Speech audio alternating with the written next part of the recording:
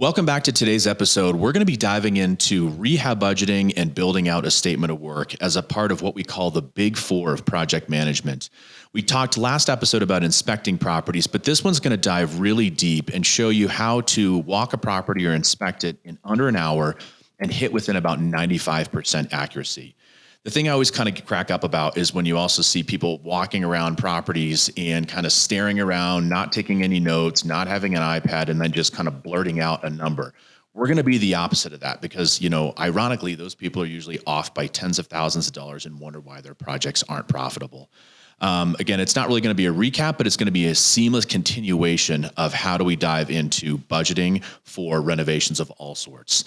So let's get started on today's episode. Let's kind of go over some top line considerations and quick math that will be able to help you out a ton is if you're doing cosmetic flips, you're going to be spending about $40 per square foot.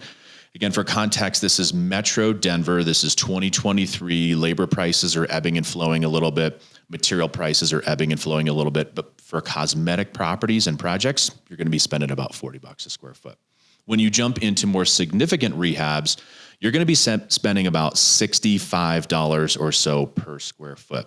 And the way that we like to break that out is that that's going to be you replacing or redoing roughly 2 to 3 of the major systems within a property. So on one home, it might be a sewer line and some windows. On another home, there might be asbestos and it might need a full HVAC replacement or repair. You might be doing a roof on another one, but on average, you're going to be fixing up roughly 2 or 3 of those systems, and that's going to get you to that $65 per square foot. Really diving into the top line numbers.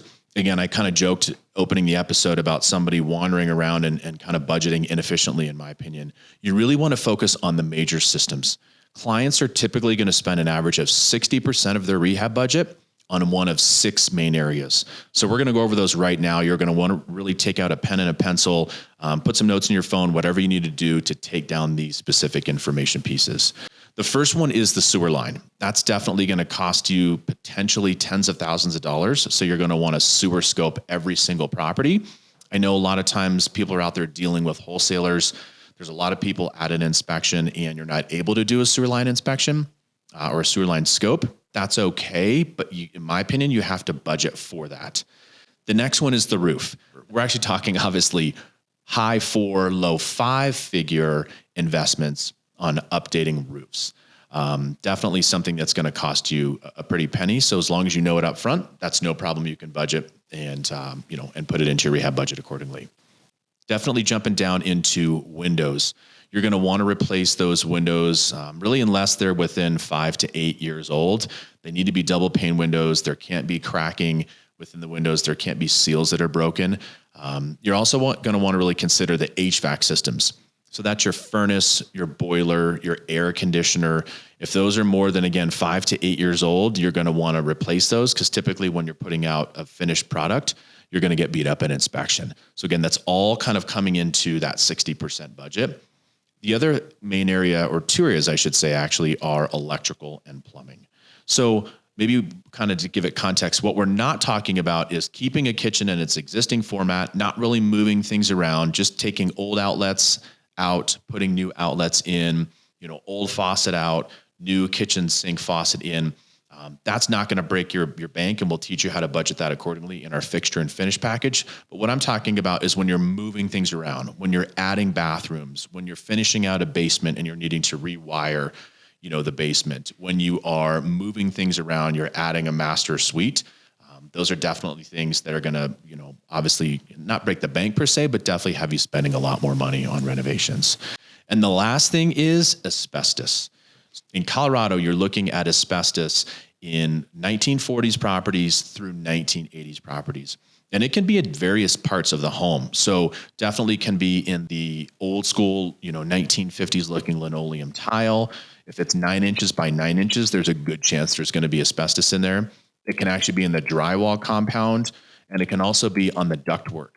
So if you're inspecting a property from the 60s, the ductwork is very old and it looks like there's that old school white athletic tape on there, you've probably got some asbestos. So again, if you take those 6 pieces into consideration and tally those up, those have a good chance to either constitute 60% of your budget or unfortunately blow the overall numbers. And really what that means is either A, you should walk away if that person or seller or agent or listing is firm on the price, or B, you can say, hey, I still really like the property. I obviously need to invest a significant amount of money into this property.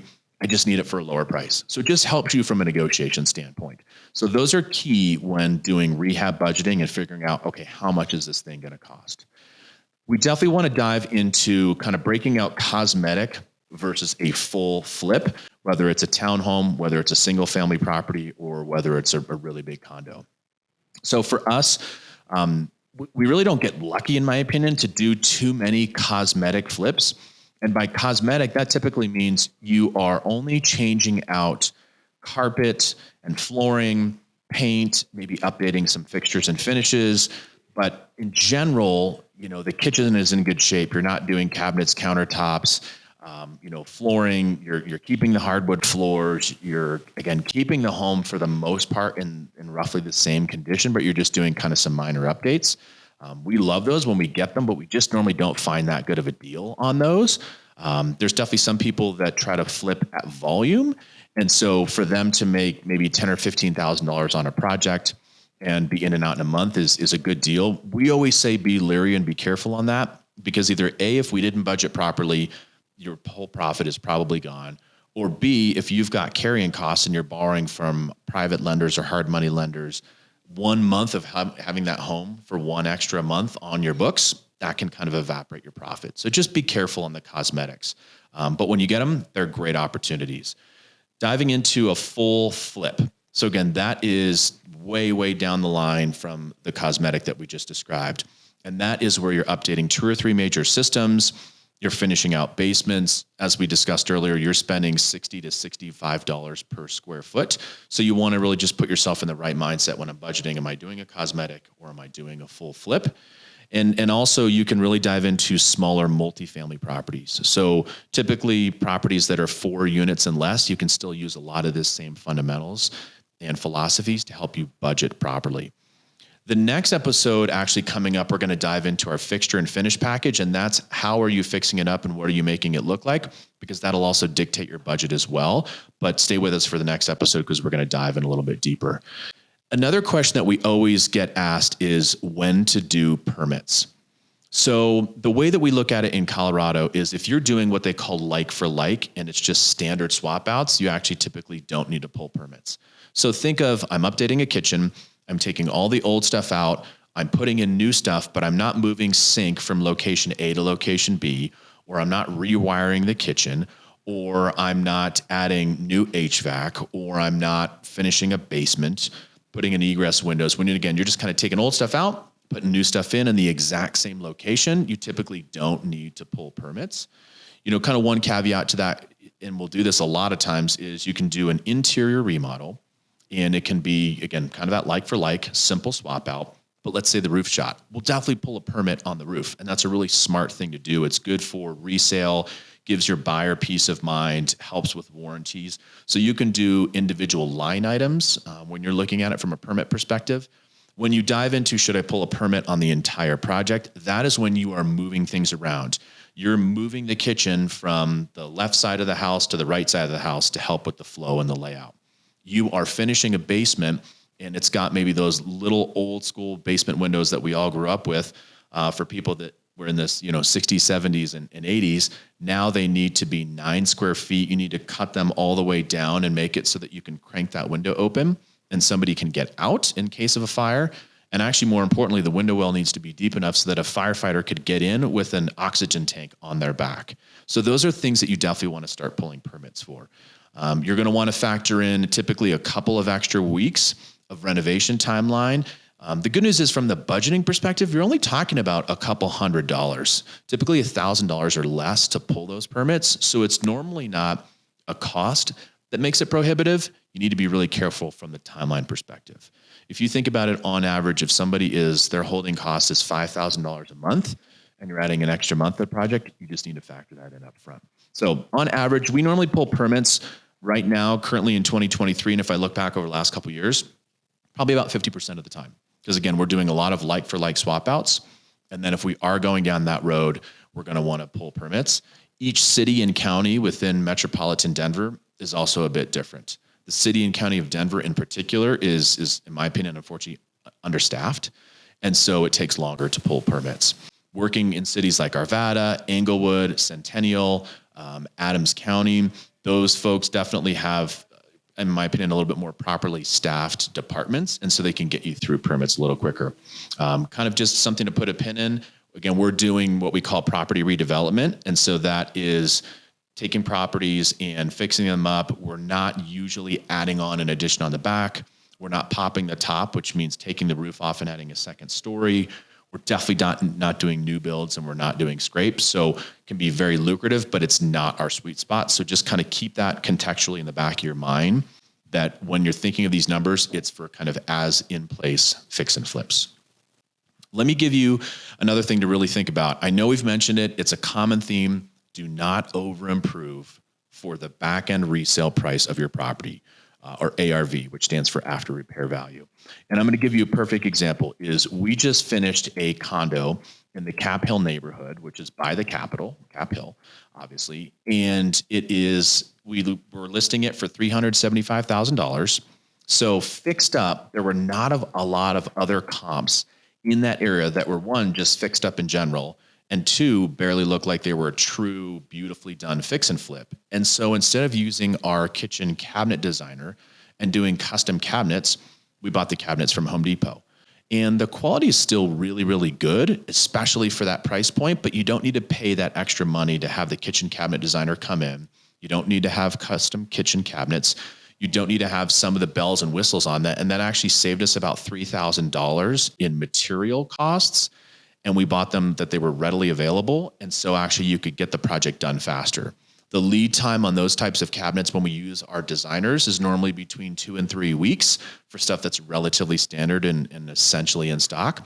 So it also helps speed up our project because we're able to be in and out of this property in about 5.5 weeks. And actually we're under contract for over asking price. So it wasn't something that suffered on the quality end. So it's definitely something to keep in mind. Do not over improve for that ARV. So that's kind of that summation of how do you budget from a rehab perspective. And again, going back to, we're able to do it for ourselves and help teach our clients to walk a property in under an hour, be 95% on the money as far as the rehab budget is concerned. And then you have a contingency, and that's what catches that extra 10%. So when you're doing your contingency on every property, we have a 10% contingency of your budget. So if you're budgeting $100,000, obviously your contingency is going to be an extra $10,000. If you're doing larger properties that are 2,500 square feet or greater, more importantly, in my opinion, if you're doing older properties, we've done a couple from the late 1800s. I think the oldest property that we've done is 1896. And you're just going to find crazy stuff that goes on with those properties. So older properties, always, in my opinion, regardless of the size, budget 15% for your contingency. So those two things kind of married together get you essentially, hopefully 100% on the money from a budgeting perspective. Let's jump into the second part of our big four of project management, which is called the statement of work. Okay, so for the statement of work, again, this is part 2 of a 4-part series, if you will, on project management. We're going to use the acronym SOW, obviously stands for statement of work. And what that is it's a detailed description of exactly what is going on and going in every single aspect of the property. So at Elevation, we do 2 different ways to create your statement of work. The first one is a single page format, obviously just one sheet of paper or one spreadsheet. And the second one is a room by room format. So on the single page, what we do is we use that as a starting point for every single project, whether it's a simple condo or townhome, or whether it's a huge 5,000 square foot fix and flip. We use that single page as the starting point. Typically, the single page for us is about 35 rows. We do it in Excel, and it's broken up into 4 different sections. The first section is for labor and materials, and that's essentially who's paying for labor and who's paying for materials. When we run our flips, we're typically, again, using general contractors, and it's definitely a little more expensive, but a lot of those budget line items are falling under the general contractor. When you're using kind of a traditional contractor, they're doing about 60% of the work. they're subbing out the other major systems. Actually, there's certain things that you're going to be paying for, and there's certain things that the contractors are going to be paying for. So you want those areas detailed and line itemed out. The next one is the actual budget amount for each individual line item. So whether it's $1,000 for plumbing, $2,000 for HVAC, $3,000 for cabinets, it just gives you a line by line breakout of how much are you spending in each individual area. And then you go to the notes section. In my opinion, the notes are actually the most important. And here's the big reason is when we go to bid out and select a contractor for a specific project, we're going to give them the one-page statement of work. And it helps really achieve two things. One is it helps give you the ability to have an apples to apples comparison on how much you want their bid to come in for. You're going to ideally give them a range. You're going to say, hey, here's 35 line items. Here's detailed description on the notes of exactly what we want done so that there's no miscommunication. And we try to say within about $5,000, you want to tell them, for example, hey, my budget is between $55,000 and $60,000. It shows that you, A, know what you're doing, B, it helps save them time, and C, it makes it so that, again, you can kind of have a comparative analysis between two or three different contractors and getting in the right bids. So in those detailed notes, it also helps them transcribe that to building out a bigger statement of work. And it gets them, another thing is they will get their bids back to you a lot faster. If somebody's having to do something from scratch, it's going to take them time. And so if you show a property to a contractor on a Monday, you might not get a bid back until Friday. You've obviously burned a week. On average, with current holding costs, you're spending between $400 and $600 a week in interest if you're doing private or hard money. So truly, time is money. So it'll help you and give you the ability to get an apples to apples bid back. It'll speed up the process, and it'll really show the contractors that you know exactly what you're doing. The last aspect that's important for the single page statement of work is it becomes an addendum to the contract that we sign. So a couple episodes from now, we'll dive into all the different contracts and due diligence and documentation that we use, when we do our property redevelopment process, but it helps it so that it's very clear for both sides, and it's fair for the contractor, in my opinion, as well. And it enables you to minimize the disputes, minimize the gray area. So a good example of what we say when we're doing our single page statement of work is when you're putting in new baseboards, there's different widths and thicknesses of those baseboards. So maybe they work with another investor and they only put in 3-inch baseboards because they're less expensive. But in our fixture and finish package, we typically recommend 5.5-inch baseboards. So those big, tall, nice, beautiful baseboards make the property look quite a bit more high-end, in my opinion. And there's a little bit different cost associated with that material.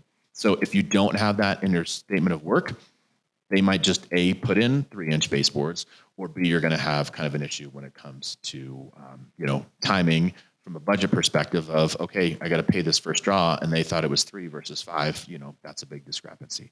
So again, just kind of a little example of why am I doing this single page statement of work? We actually use the single page statement of work on condos and townhomes, and we use that for the duration of the project. And the reason is a lot of times one area of the property or the project flows into the next area. So for example, the living room, the dining room, and the kitchen of a condo or townhome are all very similar. You're going to have the same paint colors on the walls. You're going to have the same baseboards. You're going to have similar hardware. So you don't need, in my opinion, to break out every individual room versus the next section we're going to get into, which is the room by room description. So if we're going down and we're thinking about a larger project, we actually have a spreadsheet that every single tab is a different room within the home, because a lot of times you are going to be doing different things in different ways to finish out a specific property. So what we do is again, a way to really kind of help protect yourself, help cut down on communication errors with the contractor. And so what you might have in a primary suite, typically, which would mean nicer fixtures and finishes in the bathrooms, different styles of tile, a little bit nicer faucets, nicer mirrors. For example, you might be finishing hardwood on one floor and you might be carpeting on the next floor. So each individual room needs to have all the different details. And there's typically a couple different ways that we do this. And if you think about it, again, we have categories for labor and materials. Who's paying for labor? Who's paying for materials? And then we've got a note section that's very, very detailed of exactly what's going on in each area. And we actually go as far as putting photos in the spreadsheet. So I'll give you kind of an example of, kind of the old school telephone game when, you were probably little growing up. And that is, if you're sitting in a circle and you tell one person one thing in one ear and it goes all the way around the circle, you're going to get a crazy different answer at the end. So if we think about this example of laying tile in a bathroom, you're telling the general contractor is telling their right-hand man or woman or their foreman. The foreman is telling the person that owns the tile company. And then that person is telling the actual person that laid the tile. That's 4 or 5 different individuals that things might get completely lost in translation. So with that, you're able to tell them this is the exact type of tile that's going in the bathroom. This is the direction that you want the tile laid, whether it's horizontal or vertical. There's also the thickness of the grout lines and the color of the grout. So again, there are an exponential kind of number of ways that things can kind of go sideways. And so even if something is wrong and you have the contractor eat that cost, you've obviously lost a bunch of time. And as we always say, time is money. Or you have a pissed off contractor that says, well, you didn't tell me how to lay the tile out. And that's true. And so there's probably going to be a change order. So you're going to be paying extra money. So that room by room statement of work is really, really important. The way that I always say it is I kind of budget and allocate between 2 and 3 hours per project just to sit in the property.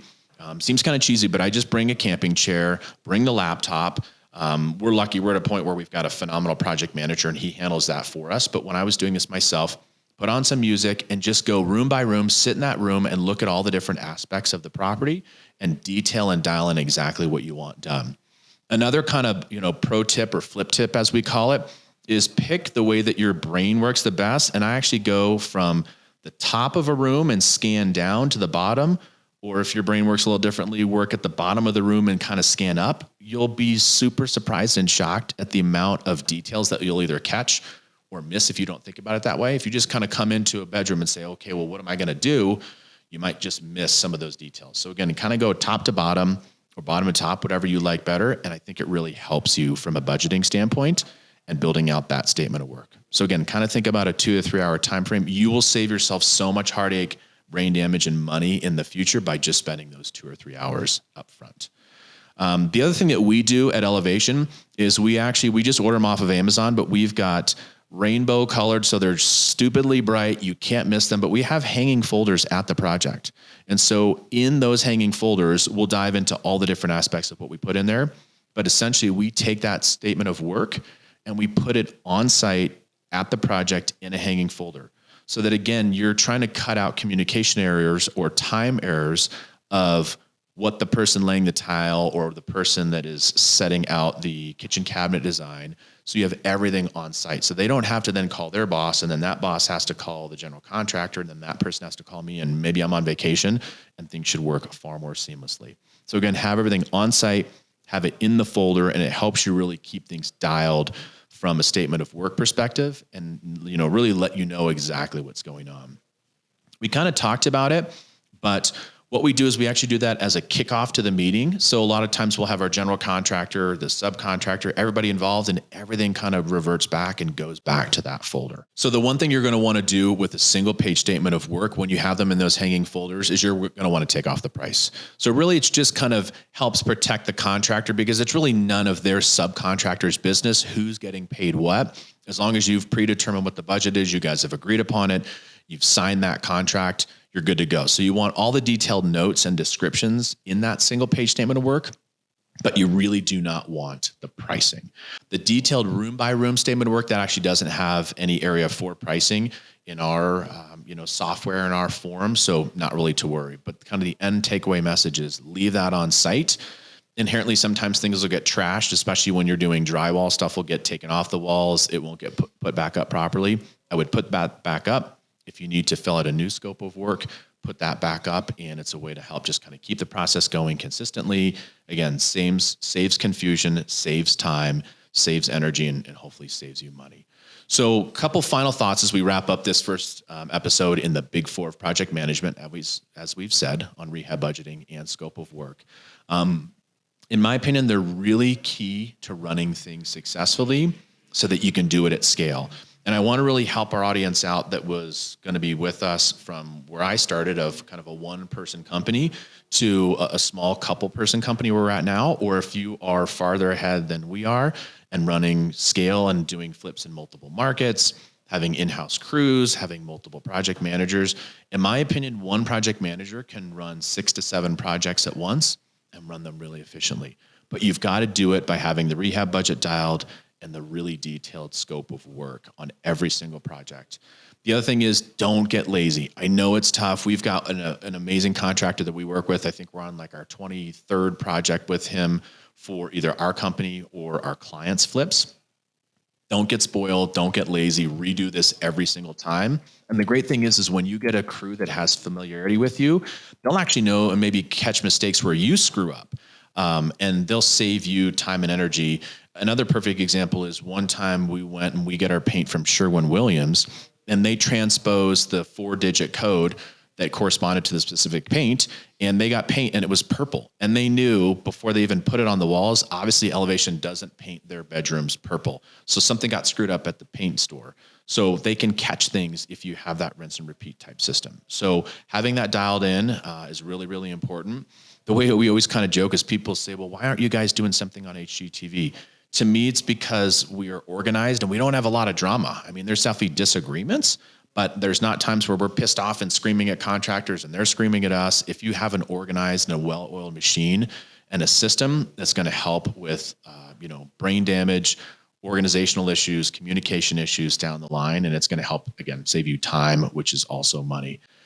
And then again, don't be the investor from a rehab budget perspective that just wanders around the house, kind of stares at things and just blurts out a random number. Those are the people that got bailed out, in my opinion, over the last 2 years. And because everything went over asking, great, they made a bunch of money. But that is not the case. Also, if you are bidding against other investors at a wholesale property, and there's 5 or 6 people walking around, if you can have your numbers dialed in, theoretically, you could maybe pay a little more for the property and properly outbid. Or conversely realize, oh crap, this is going to cost me a bunch more money. This is my highest and best offer, and take it or leave it. And you just got to move on. So definitely really, really important things as we dive deep into project management. Stay with us on our next episode as we're going to dive into fixtures and finishes and the timeline. But I really appreciate you joining us, and we'll catch you guys on the flip side.